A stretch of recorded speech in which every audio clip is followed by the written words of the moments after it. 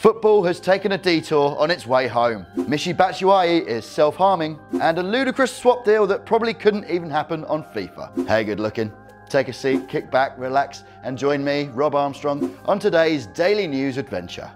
And first up today, we'll go with a transfer rumour that I thought was so funny and ridiculous that I'd share it with all of you, and probably put it on the thumbnail because you've got to feed the family. It's Romelu Lukaku to Real Madrid in a swap deal with Cristiano Ronaldo. So according to Diario Gol, Real Madrid are lining up a swap deal for Romelu Lukaku where they're going to give Manchester United £50 million as well as Cristiano Ronaldo. Let's break down the ways in which this isn't happening.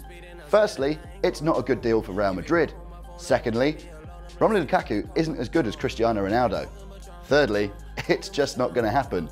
And fourth, normally Arsenal. However, Cristiano Ronaldo's release clause has apparently been dropped from €1 billion to €120 million, which has started the yearly Ronaldo transfer rumours, which inevitably end up with Ronaldo staying at Real Madrid and earning way more money, while Lukaku still has a bad first touch.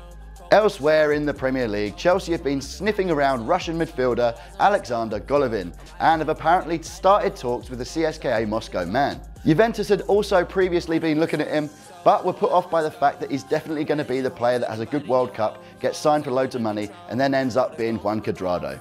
Golovin once said in an interview that it was his dream to play in the Premier League, and who better than Russian dream maker Roman Abramovich to make it happen.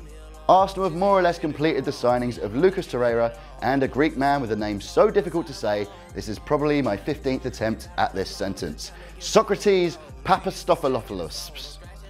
That'll do.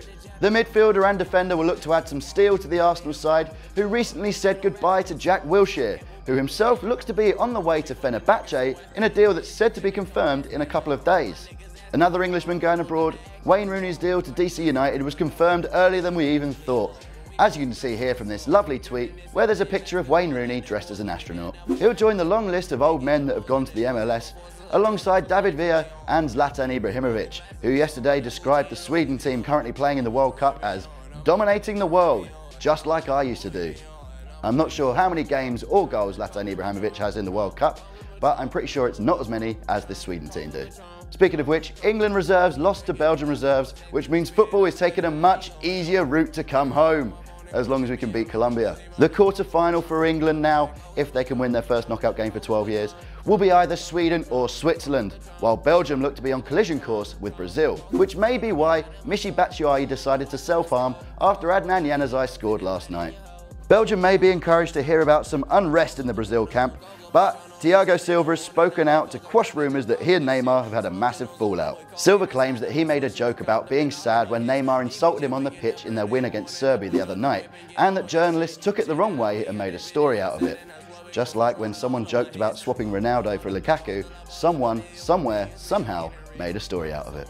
That's all we have time for on today's Daily News, but there are a few things that are certain in life: death, taxes not being paid by superstars playing in Spain, and the fact that we'll be here tomorrow for more Daily News.